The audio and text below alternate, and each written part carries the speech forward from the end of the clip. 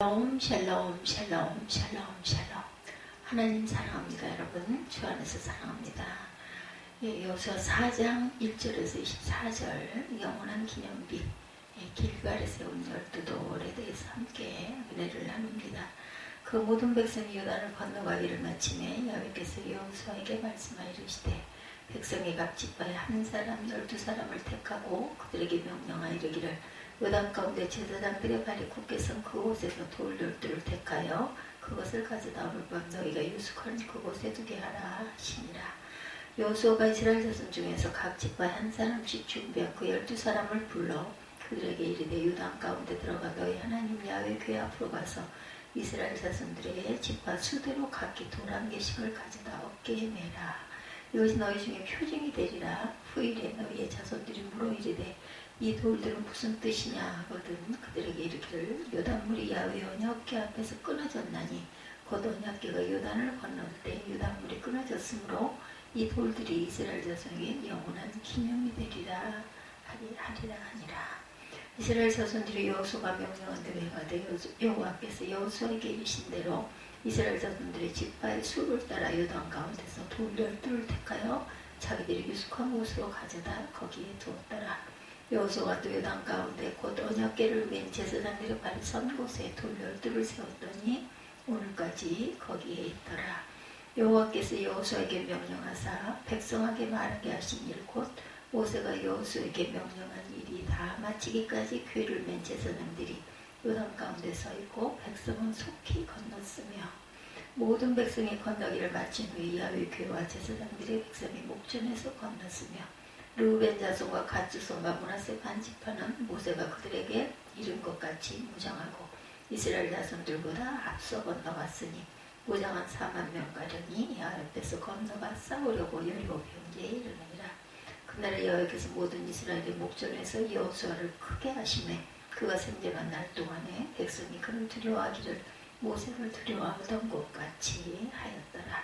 증거궤를 맨 제사장들에게 명령하여 요단에서 올라오게 하라 하신지라. 여호수아가 제사장들에게 명령하여 이르기를 요단에서 올라오라 하매 여호와의 언약궤를 맨 제사장들이 요단 가운데서 올라오며 발바닥으로 육지를 가르는 동시에 요단물이 본 곳으로 도로 흘러 전과 같이 언덕에 넘쳤더라.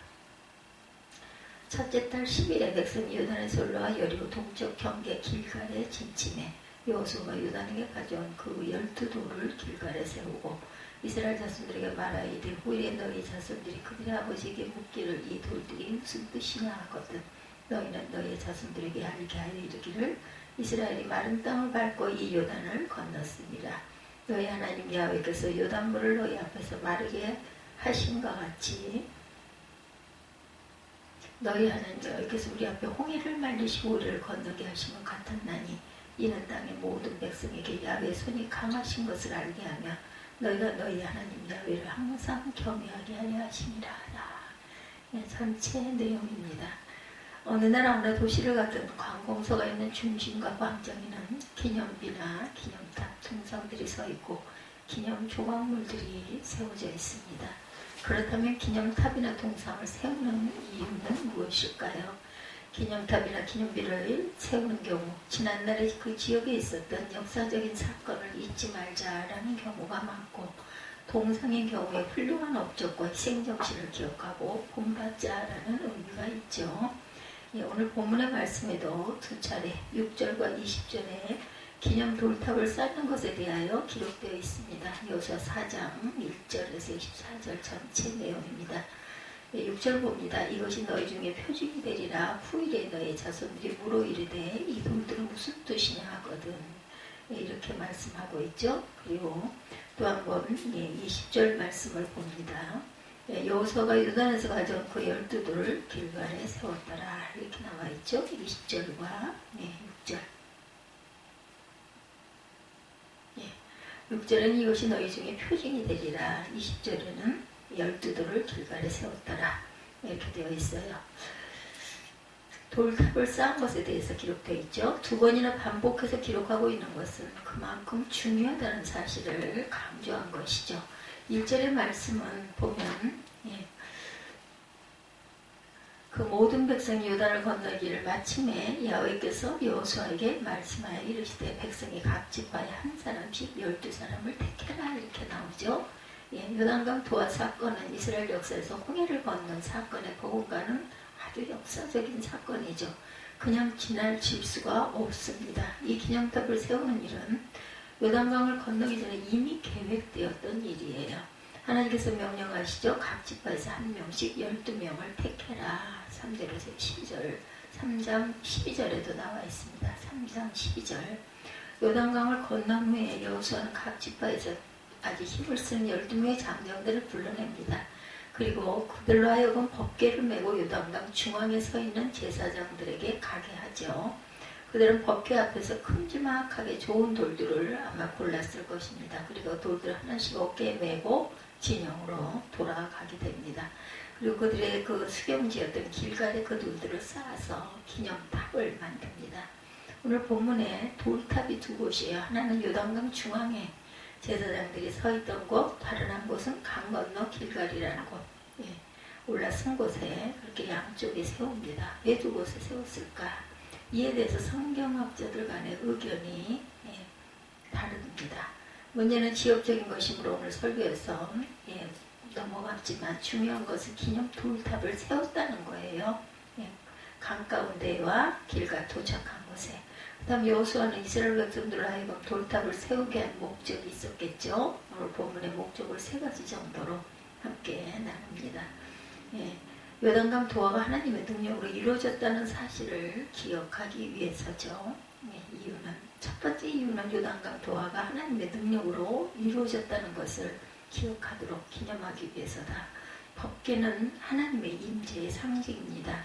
요단강 도하는 법궤를 맨 제사장들이 무섭게 흘러가는 요단강물을 향하여 발을 내딛자마자 물이 갈라지게 되죠. 그들은 앞장서서 나갑니다. 그리고 요단강 중앙에 서죠.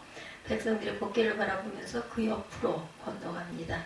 백성들이 다 건널 때까지 그곳에 서 있었어요. 그리고 성경은 이렇게 기록합니다. 15, 16절 보면 여호와께서 여호수아에게 말씀하여 이르시되 증거궤를 맨 제사장들에게 명령하여 요단에서 올라오게 하라 하신지라. 여호수아가 제사장들에게 명령하여 이르기를 요단에서 올라오라 하매 여호와의 언약궤를 맨 제사장들이 요단 가운데서 나오며 그 발바닥에 육지를 밟는 동시에 요단물이 본 곳으로 도로 흘러서 전과 같이 언덕에 넘쳤더라. 그쳤던 물이 딱 서있던 물이 제사장들이 올라오니까 다시 합쳐져서 언덕에 넘치도록 물이 많아졌다. 이스라엘 백성들은 다시 한번 놀라운 광경을 목격하게 되죠. 아침에는 제사장들이 그들의 발을 내밀 때 요단강 물이 그칩니다. 그죠? 딱 쌓여서 멈추죠.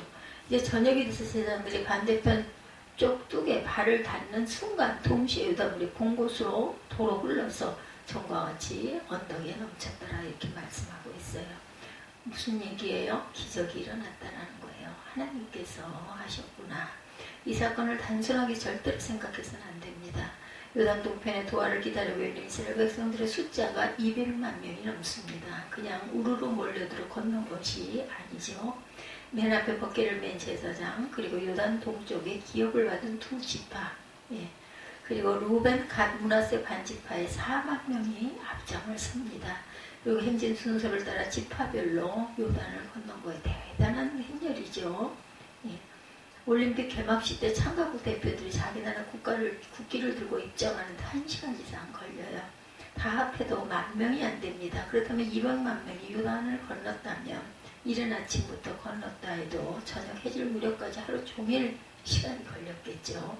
이스라엘 백성들뿐만 아니라 주변 가나안 족속들도 그걸 바라봤을 것이고 아주 대단한 어떤 그 장관이 펼쳐졌겠죠. 뭐라고 말했겠습니까? 이스라엘 하나님 야훼는 위대하시고 참되신 하나님이다. 그 주변의 족속들도 이것을 보았기 때문에 이렇게 외치지 않았겠나. 요단을 가르시고 그의 백성들을 안전하게 건너게 하신 하나님이 하신 거죠. 그 하나님을 기억하고 찬양하라는 것입니다. 이것이 첫 번째 목적이에요. 나를 경외해라. 내가 했노라. 두 번째, 이스라엘 백성들과 후손들로 하여금 기억하고 기념하게 하기 위함이다.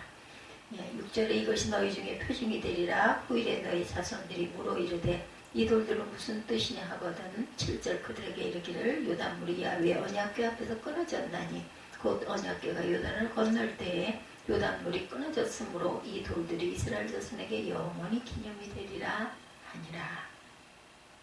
21절에도 보면 이스라엘 자손들에게 말하 이르되 후일에 너희의 자손들이 그들의 아버지에게 묻기를 이 돌들이 무슨 뜻이니까 하거든. 너희는 너희의 자손들에게 알게 하여 이르기를 이스라엘이 마른 땅을 밟고 이 요단을 건넜습니다. 훗날 가나안 땅을 차지한 후에 그들의 자녀들이 길가를 지나다가 돌무더기를 보고 아버지 이게 뭐예요? 하고 물어보면 하나님께서 어떻게 이 강을 건너게 하셨는지 자녀들에게 상세히 대답해 주라는 것입니다. 그러나 문제는 세월입니다. 시간은 고통을 잊게 해주는 유익이 있지만 한편 받은 은혜를 잊어버리게 하는 약점도 갖고 있죠. 성경은 이 안타까운 사실에 대하여 증거합니다. 가나안 정복 전쟁이 끝나고 한 세대가 흘러간 후 사사기에 이런 기록이 적혀 있어요. 사사기 2장 7절에 보면 백성이 여호수아가 사는 날 동안 여호수아 뒤에 생존한 장로들 곧 여호와께서 이스라엘을 위하여 행하신 모든 큰 일을 본 자들이 사는 날 동안에 야훼를 섬겼더라. 8절에 야훼 종 눈의 아들 여호수아가 110세의 죽음에 무리가 그의 기업의 경내에 에브라임 산지 가스산 북쪽 딥낫 헤레스에 장사하였고 그 세대의 사람도 다 그 조상들에게 돌아갔고 후에 일어난 다른 세대는 야훼를 알지 못하며 여호와께서 이스라엘을 위하여 행하신 일도 알지 못하였더라. 왜 알지 못하게 됐어요? 자녀들에게 가르쳐주지 않았기 때문이다. 왜 가르쳐주지 않았을까요? 나름대로 생각해 봅니다. 부모들은 자신들의 기업을 분배받았고 그 땅을 경작하고 목축하는 일에 너무나 분주했던 거죠. 이스라엘 사람들이 한국 사람들과 비슷한 점이 많죠. 첫째는 족보 따지는 것, 둘째는 문패 붙이는 것. 요즘은 문패를 잘 붙이지 않습니다. 호수죠. 아파트들이 있기 때문에. 그 동네 주택가에 가면 문패 없는 집이 없어요. 이 집은 내 집이다. 지금도 문패들이 있죠. 가나안 땅에서 그들은 자신의 땅에 울타리를 칠 수가 있었어요. 천막이 아니라 집을 짓고 소유할 수가 있었습니다. 그들은 너무나 바빴어요. 아이들에게 신앙교육과 시간적인 여유가 쉬운 얘기로 먹고 살기 바빠서 이게 변명이 되죠. 그 결과에 대해서 성경은 사사기 2장 14절에 야훼께서 이스라엘에게 진노하사 노력하는 자의 손에 넘겨주사 그들이 노력을 당하게 하시며 주위에 있는 모든 대적의 손에 팔아 넘기심에 그들이 다시는 대적을 당하지 못하였으며 15절입니다. 그들이 어디로 가든지 야훼의 손이 그들에게 재앙을 이르시니 곧 여호와께서 말씀하신 것과 같고 여호와께서 그들에게 맹세하신 것과 같아서 그들의 괴로움이 심하였더라. 사사기 2장 14, 15절 내용이죠. 오늘날 부모들이 자녀들에게 신앙을 물려주기보다는 세상에서 성공을 하기를 원합니다.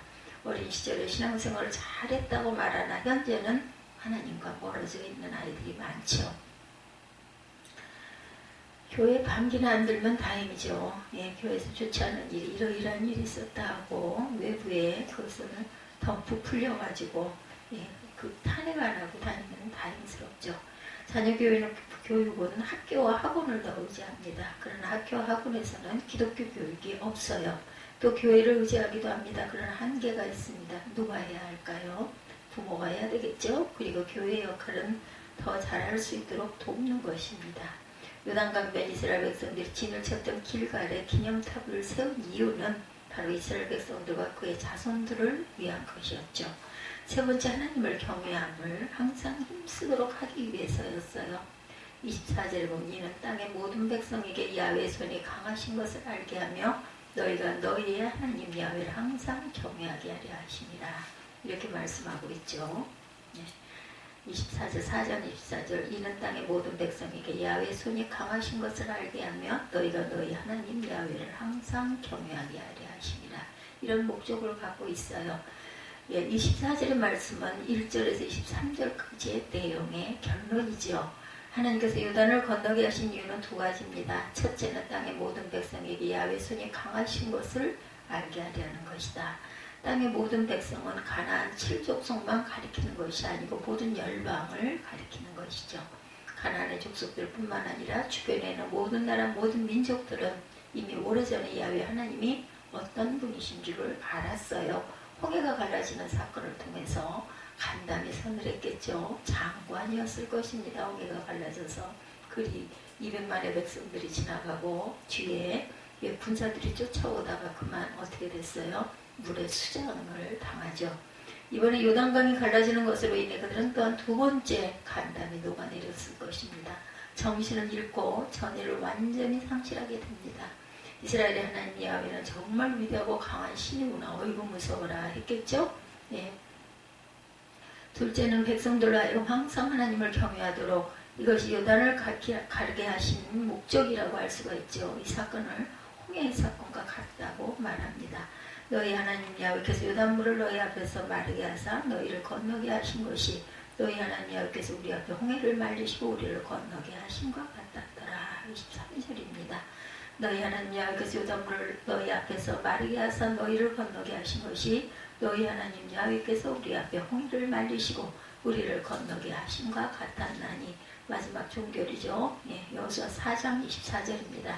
이는 땅의 모든 백성에게 야훼 손이 강하신 것을 알게 하면 너희가 너희 하나님 야훼를 항상 경외하게 하려 하심이라. 이런 뜻을 갖고 있었다. 때때로 기적 사건은 하나님에 대한 두려움, 경외심을 갖게 하죠. 갈릴리 호수의 풍랑일 때 예수님은 뱃머리에서 피곤해서 주무시고 계셨습니다. 정말로 피곤해서 주무시고 계셨을까요? 배가 침몰할 정도로 흔들리고 제자들이 겁을 먹고 예수님을 깨우며 살려달라고 요청을 하죠. 그때 예수께서 일어나셔서 바람과 바다를 꾸짖으시죠. 잔잔하게 됩니다. 제자들이 이렇게 말하죠. 마태복음 8장 27절에 그 사람들이 놀랍게 여기리되 아이가 어떤 사람이기에 이가 어떤 사람이기에 바람과 바다도 순종하는가 하더라. 이런 이적을 통해 예수님을 단순히 능력자로만 본 것이 아니고 나중에 위대한 고백으로 나타납니다. 주는 그리스도이시요 살아계신 하나님의 아들이십니다. 이렇게 고백하죠. 그러나 기적이 믿음을 유지케 하지는 못합니다. 네, 처음에는 충격을 받고 관심도 갖고 놀라기도 하고 두려워하기도 하지만 시간이 지나면 식어지고 잊어버려집니다. 그래서 잊지 말라고 기념 돌탑을 쌓으라고 명령하신 것이죠. 그들이 기념 돌탑을 볼 때 하나님께 대한 경외심을 갖게 되고 다시 한번 돌이켜 생각해라. 살다 보면 이런저런 기념일들을 챙겨야 할 것들이 우리 너무나 많아요. 그죠? 결혼기념일, 아내 생일, 남편의 생일, 부모님의 추도일, 아이들의 생일, 생신 많습니다. 요즘 젊은이들은 기념일들을 놓치지 않고 잘 챙기는 경향도 있는데 사람들은 기념될 만한 일들에 대하여 중요하게 생각을 하죠. 하물며 이스라엘 백성들이 요단을 건넌 사건을 잊을 수가 있었겠습니까? 약속의 그 땅을 밟는 순간 그들의 감격은 어땠겠습니까? 큰 달이나 댐을 완성한 후에 좋은 장소를 선택해서 기념탑을 세우고 기념식도 거행합니다. 그 공사에 참여했던 기술자나 근로자들은 감격을 하죠. 그리고 종종 그곳을 방문해서 지난 날을 회상하기도 합니다. 요단을 건넌 세대들도 길갈에 기념비를 세우고 그날의 놀라운 일을 회상하기 위해서 찾아갈 것이에요. 하나님께서 우리를 위하여 이 놀라운 일을 행하셨다고. 그렇다면 3400년이 지난 오늘날 그리스도인들과 그 사건과는 무슨 관계가 있겠는가? 당연히 관계가 깊겠죠. 우리도 영적 이스라엘로 하나님께서 이스라엘을 위하여 행하신 놀라운 일에 간접적으로 은혜를 받습니다. 성경을 통하여 우리가 읽고 묵상하면서 그때를 상상도 하고 눈앞에 그려도 보죠. 그래도 감동을 느껴보고자 성지순례를 가기도 합니다.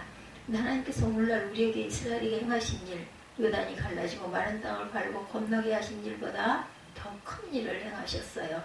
갈보리산은 십자가 사건이죠. 예수 그리스도께서 친히 오셔서 십자가에 못 박혀서 순종함으로 돌아가신 가장 중요한 것은 하나님의 뜻의 아들이신 예수 그리스도가 순종했다라는 것이 가장 아주 귀한 사건입니다. 갈보리산의 십자가의 사건, 사도 바울이 말합니다. 빌립보서 2장 6절 이하에 보면 그는 근본 하나님의 본체시나 하나님과 동등됨을 취할 것으로 여기지 아니하시고 오히려 자기를 비워 종의 형체를 가지사 사람들과 같이 되셨고 사람의 모양으로 나타나서 자기를 낮추시고 죽기까지 복종하셨으니 곧 십자가에 죽으시리라. 우리 중 어느 누가 죄악의 강을 건널 수 있겠습니까? 어떤 사람이 자신의 선행으로 하늘문을 열 수가 있겠습니까? 나의 죄를 위하여 우리 죄를 위하여 하나님이신 그리스도께서 인성을 입고 오셔서 십자가에 못 박혀 돌아가신 일, 그것은 요단강을 가른 것과는 비교할 수 없는 하나님의 큰 일입니다. 큰 희생이기도 하죠. 이스라엘은 길갈에 영원히 잊을 수 없는 기념탑을 세웠어요. 그러나 갈보리산 언덕에는 기념탑이 없습니다.